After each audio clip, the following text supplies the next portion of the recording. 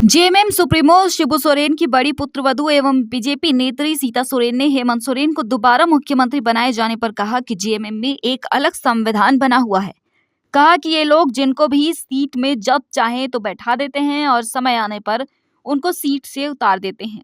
दुमका परिसदन में मीडिया से बात करते हुए सीता सोरेन ने अपने देवर और सीएम हेमंत सोरेन को सीएम बनने की बधाई देने के बजाय कहा कि चंपई सोरेन जेएमएम के पुराने नेता हैं और कोल्हान में टाइगर के नाम से जाने जाते हैं।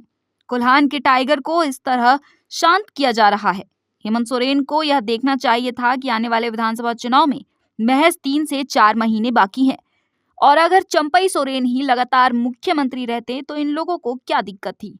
बता दें कि लोकसभा चुनाव के दौरान सीता सोरेन ने जेएमएम से बगावत कर बीजेपी का दामन थाम लिया था और बीजेपी ने सीता सोरेन को दुमका लोकसभा सीट से चुनावी मैदान में उतारा था। हालांकि सीता सोरेन को जेएमएम के उम्मीदवार नलिन सोरेन से चुनाव में हार का सामना करना पड़ा था। सीता सोरेन दुमका के जामा विधानसभा सीट से जेएमएम की 3 टर्म यानी 15 साल विधायक रह चुकी हैं, लेकिन चुनाव पूर्व उन्होंने विधायक पद से इस्तीफा दे दिया था।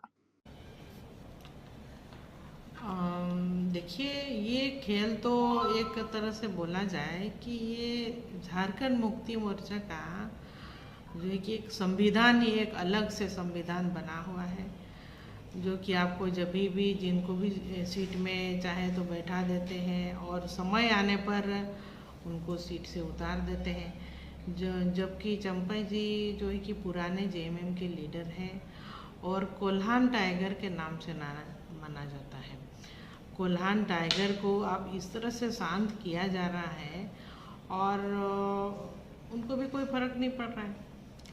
जबकि हेमंत जी को देखना चाहिए था कि अब 3 या 4 महीना बाकी है अगले इलेक्शन को, जो विधानसभा का इलेक्शन होने वाला है। अब 3-4 महीना अगर कंटिन्यू कर ही देते तो क्या दिक्कत हो जाता। अब ऐसे बीच में सरकार फिर एक सरकार जा रही, एक चेहरा जा रही है और दूसरा चेहरा आ रहा है, तो लोग जो है कि एक तरफ चंपई जी का जो योजना सब जिस तरह से उनके माध्यम से कई योजना को जमीन पर लाया जा रहा था, अब जनता किस नज़र से देखेगी। एक दूसरे चेहरा आ जाएंगे, फिर और कौन सा योजना आएंगे, क्योंकि ये लोग आए दिन कई तरह की घोषणाएं भी कर रहे हैं, कर चुके चुनावी ये को लेकर के रणनीति को लेकर के आगे वोट किस तरह से बटोरा जाए, यही सब ये लोग देख रहे हैं। जी, आप जो इस परिवार से जुड़े रहे, देखिए पॉलिटिकल क्या सोच हो सकती है। यहाँ तो विकास के जो मुद्दे हैं, विकास के मुद्दे को पूरे तरह से धरातल पर रख दिया जा रहा है। आज क्या होना चाहिए था राज्य में, जिस तरह से इन लोगों ने आपकी योजना, आपकी योजना और आपके द्वार आपकी सरकार योजना चलाए, उसमें जितनी भी योजनाएं आए और कई लोगों ने एप्लीकेशन भी दिया, और यहाँ पर सबसे ज़्यादा देखा जाए तो आबुआ आवास, जो सभी को आवास चाहिए थे, गरीबों को, और ऐसे में इस आबुआ आवास योजना पूरी तरह से फैल रहा, उसमें किसी का भी फंड नहीं आया। अब सरकार तो जो ग्रामीण क्षेत्र में एक दिन के लिए बैठ गए थे पंचायत में, सभी पदाधिकारी को बैठा दिया गया था, लेकिन इसके बाद तो सब अपने अपने जगह चल गए। अब वहाँ पब्लिक उलझ के रह गई कि उनकी आवाज़ कब तक आएगी। आज तो ब्लॉक का पूरा दौड़ लगा रहे, चक्कर लगा रहे हैं। अब ऐसी सरकार चल रही है और हमारे जो गरीब यहाँ पर परेशान है।